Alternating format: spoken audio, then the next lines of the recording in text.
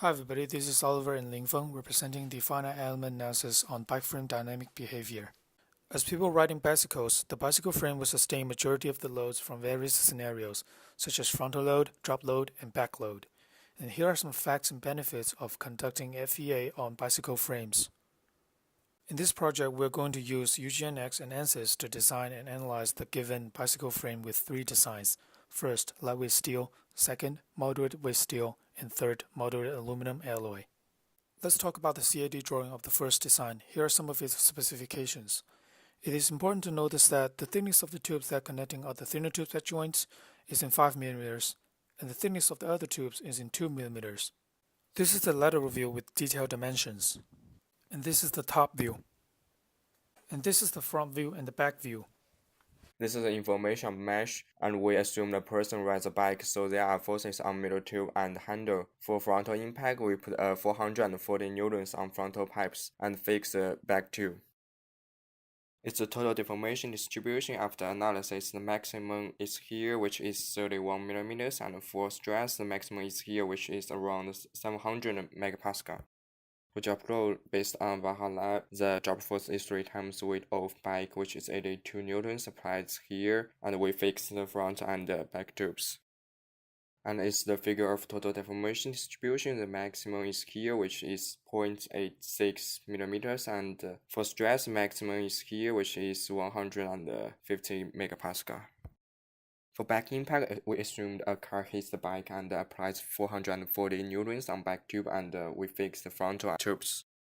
After doing analysis, the maximum deformation is here, which is 87 millimeters, and for stress, the maximum is here, which is 1800 megapascal. Additionally, we analyzed the resistance to fatigue and the associated safety factor as shown below.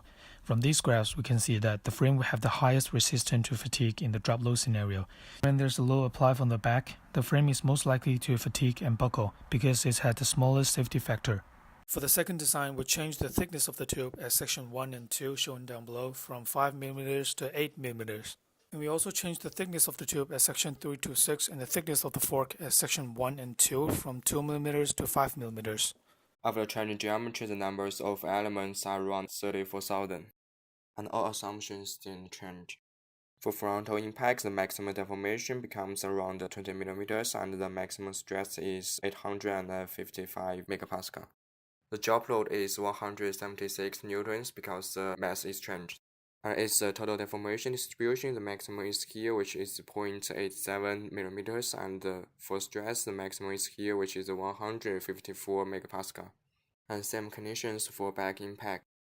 And then we use aluminum to analyze some geometry. It's a total deformation distribution. The maximum is here, which is 71 millimeters, and for stress, the maximum is here, which is 206 megapascal. For frontal impact, the maximum deformation is here, which is 56 millimeters, and for stress, the maximum is 850 megapascal. For drop, the maximum deformation is here, which is 2.4 millimeters, and for stress, the maximum is 154 megapascal. For back impact, the maximum deformation is 200 millimeters, and for stress, the maximum is 2000 megapascal. In conclusion, we can draw a comparison of the basic properties of the two materials from these tables. So based on the results shown previously, in this table we can see that thickening the steel tube and making the frame heavier does make it more sustainable.